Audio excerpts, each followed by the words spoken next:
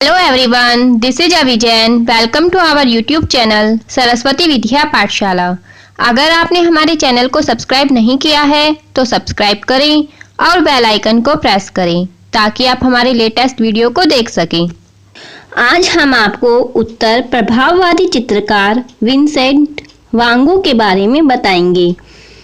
Vincent वान गो का जन्म 30 मार्च 1853 में हॉलैंड के ग्रुटज्यूडर्ट गांव में हुआ था। इनके पिता पादरी थे। वे इनकी आर्थिक परिस्थिति साधारण सी थी और इनका चेहरा बेतुका सा था और ये शुरू से ही एकांत प्रिय व भावना प्रधान थे। इनको नियमबद्ध जीवन जीना पसंद नहीं था। विंसेंट का छोटा भाई थियो वे उससे बहुत प्यार करते थे। जब ये 12 साल के थे तब इन्हें ज़ेवियनबर्गेन के विद्यालय में शालेय अध्ययन के लिए भेजा गया।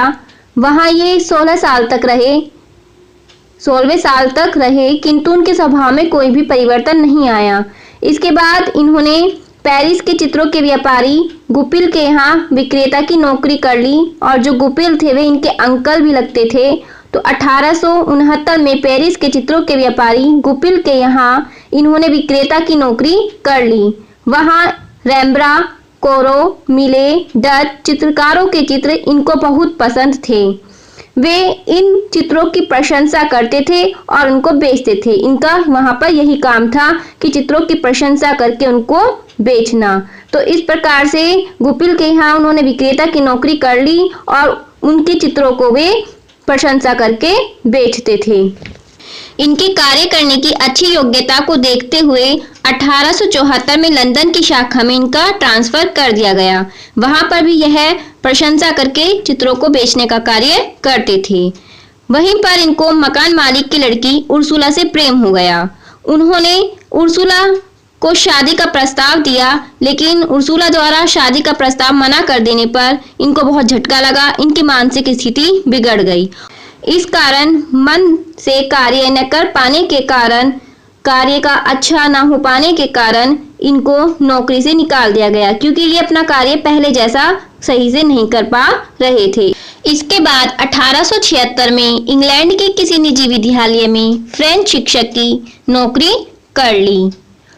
वहां इनको विद्यार्थियों के माता पिता से भोजन व निवास रहने का शुल्क वसूल करने का काम दिया गया।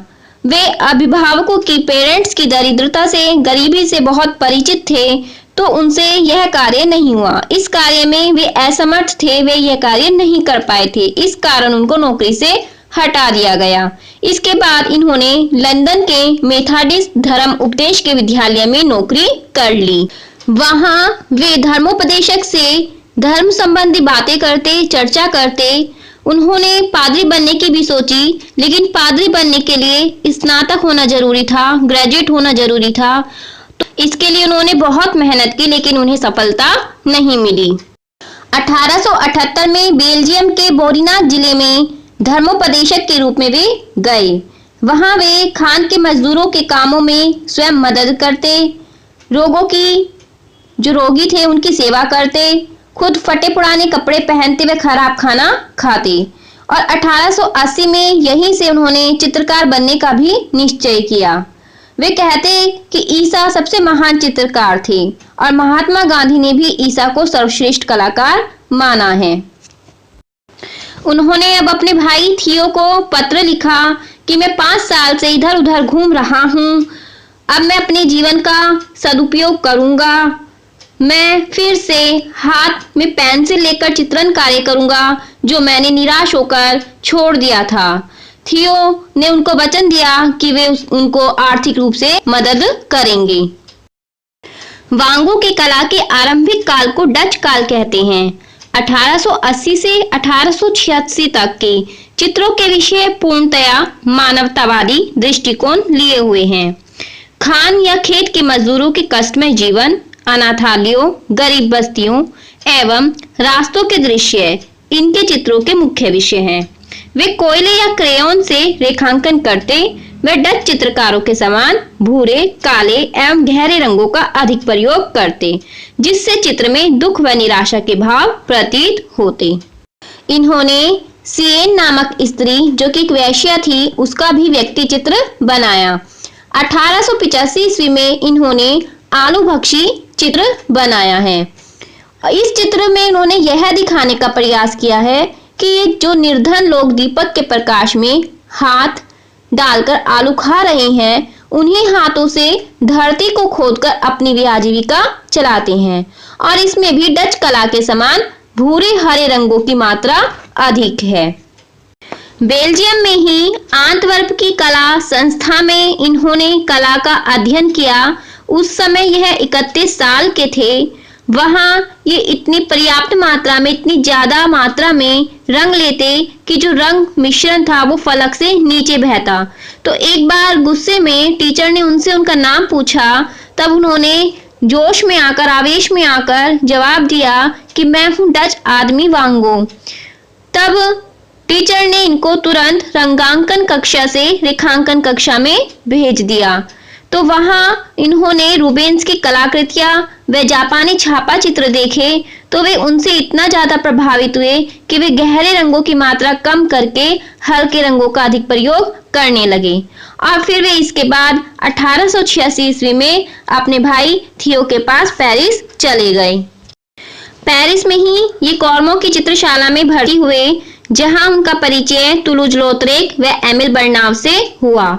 यहाँ उनको देलाकरा व प्रभाववादियों के चित्र भी देखने को मिले और गुपिल की कला विथिका में वे गोगवन से भी परिचित हुए।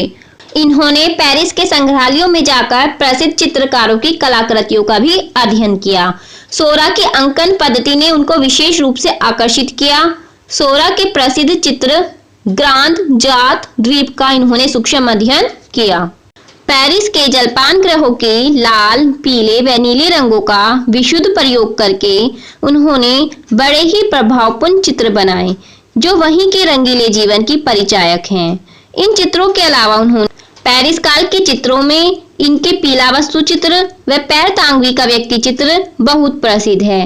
पैर तांगवी जो थे वो चित्रों के व्यापारी थे, बहुत सहृदय व्यक्ति थे।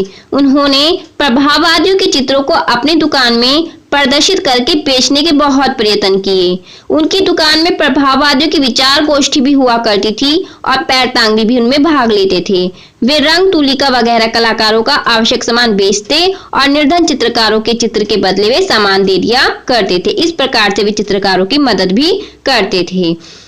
चित्रकार की चित्र विषय के प्रति भावनात्मक प्रतिक्रिया की अभिव्यक्ति को वांगो ने अपने व्यक्ति चित्र में बहुत ही महत्वपूर्ण स्थान उन्होंने दिया है।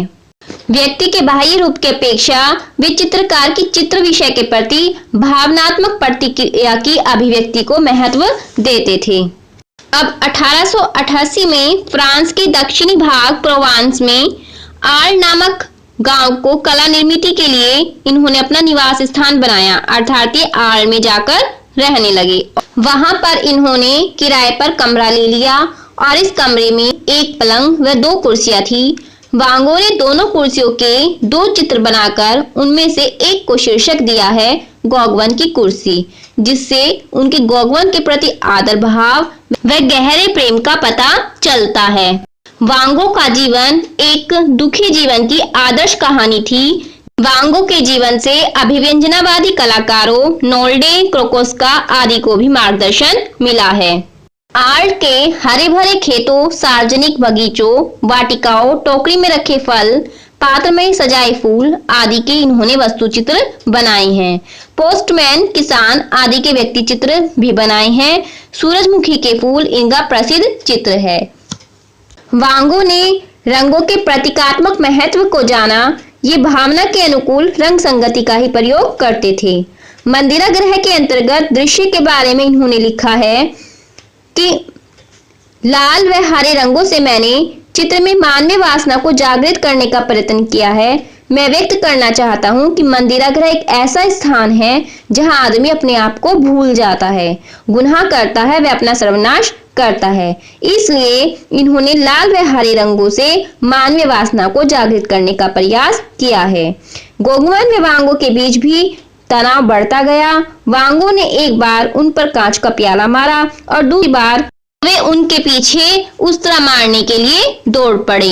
वांगो ने एक बार अपना कान भी काट लिया था और उस कान को वो वेश्या के घर के दरवाजे के बाहर रख आए थे। कान काटने के बाद आर्ल के लोग इनको पागल समझने लगे और इनको पागल खाने में भर्ती कर दिया गया।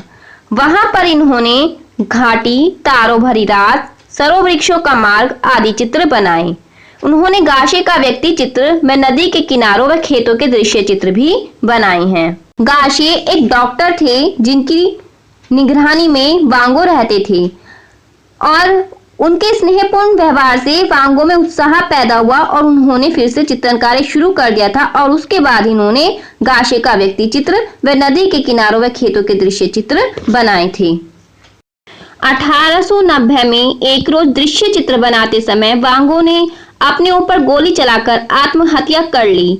उस समय ये महान कलाकार 37 वर्ष के ही थे। 6 महीने बाद ही इनके भाई थियो का भी निधन हो गया और इन दोनों भाइयों के शव ओवेर में पास दफनाए गए और इनकी कब्र के चारों तरफ लोगों ने सूरजमुखी के फूल लगा दिए थे जो आज भी पाए जाते हैं। 20 सालों में वांगो ने 700 से अधिक रंगीन चित्र बनाए और 1000 से अधिक रेखा चित्र बनाए। उनके जीवन भर में केवल एक दृश्य चित्र, एक व्यक्ति चित्र और करीब 20 रेखा चित्र बिके थे और इनसे इन्होंने केवल 500 रुपये ही कमाए थे। मृत्यु के लगभग 20 साल बाद इनका सूरजमुखी का चित्र लगभग 3 लाख रुपए में बिका था। वांगो की कला को शैली की दृष्टि से 3 भागों में विभाजित किया गया था। पहला काल इनका रोमांचक यथार्थवादी रहा जो 1880 से 1885 तक रहा। दूसरा काल इनका प्रभाववाद रहा जो 1886 से 1888 तक रहा और तीसरा काल इनका अभिव्यंजनावाद रहा जो 1888 से 1890 तक रहा। द पोस्टमैन रूलिंग 1888 का बना हुआ ये चित्र है और यह चित्र museum of fine arts Boston में रखा गया है। इसकी माप 31 से 1/4 इंच गुना 25 इंच है और इस चित्र में जो पोर्ट्रेट है पोस्टमैन डाकिया है वे अलर्ट होकर बैठे हुए हैं और आईब्रो को अपनी उठाए हुए हैं और वे घूर रहे हैं और इस पेंटिंग में ह्यूमरस क्वालिटी है और इसमें फिश टेल बियर्ड है, एक लंबी बियर्ड को इसमें दिखाया गया है, दाढ़ी को। यह चित्र वांगो के आर्ल्स वाले हाउस का है जहां वो रहता था आर्ल्स में और ये द बेडरूम एट आर्ल्स 1888 का बना हुआ ये चित्र है। इसकी माप, इसका जो साइज है वो 28 से 1/2 इंच गुना 36 इंच का बना हुआ है और यह आर्ट इंस्टीट्यूट ऑफ शिकागो में ये रखा गया है। यह सनफ्लावर चित्र इनका 1888 का बना हुआ है। इसका साइज 36 से 1/4 इंच गुना 28 से 3/4 इंच का है और यह नेशनल गैलरी लंदन में है और जो येलो कलर है वो विंसेंट का फेवरेट कलर था। यह पोटैटो ईटर्स चित्र इनका 1885 का बना हुआ है और यह नेशनल म्यूजियम विंसेंट वान गोग एम्स्टर्डम में है और इस चित्र में इन्होंने दिखाने का प्रयास किया है कि जो निर्धन लोग हैं वो दीपक के प्रकाश में हाथ डालकर आलू खा रही हैं और उन्हीं हाथों से धरती को खोदकर भी अपनी आजीविका चलाते हैं। तो इस प्रकार से इस चीज को उन्होंने अपने चित्र में दर्शाया है। तो ये पोटैटो ईटर्स और जो सनफ्लावर चित्र है वो इनके फेमस चित्र हैं। स्टेरी नाइट, तारों भरी रात 1899 का बनाया हुआ ये चित्र है और इसका साइज 28 से 3/4 इंच गुना 36 से 1/4 इंच है और यह museum of modern art New York में रखा हुआ है। इस चित्र में बड़े से बड़े सितारों और अर्धचंद्राकार चंद्रमा की रोशनी को पीले और सफेद पेंट के प्रभामंडल द्वारा दिखाया गया है। स्टेरी नाइट भी इनका फेमस चित्र है। ये की डेट्स दी गई हैं शॉर्ट फॉर्म में। इसका थोड़ा प्रिंट क्लियर नहीं हुआ है, टेलीग्राम ग्रुप पे मैं इसको अपडेट कर दूंगी। तो फ्रेंड्स, अगर आपको मेरा वीडियो अच्छा लगा है तो वीडियो को लाइक कीजिए, शेयर कीजिए एंड सब्सक्राइब कीजिए। Thank you very much.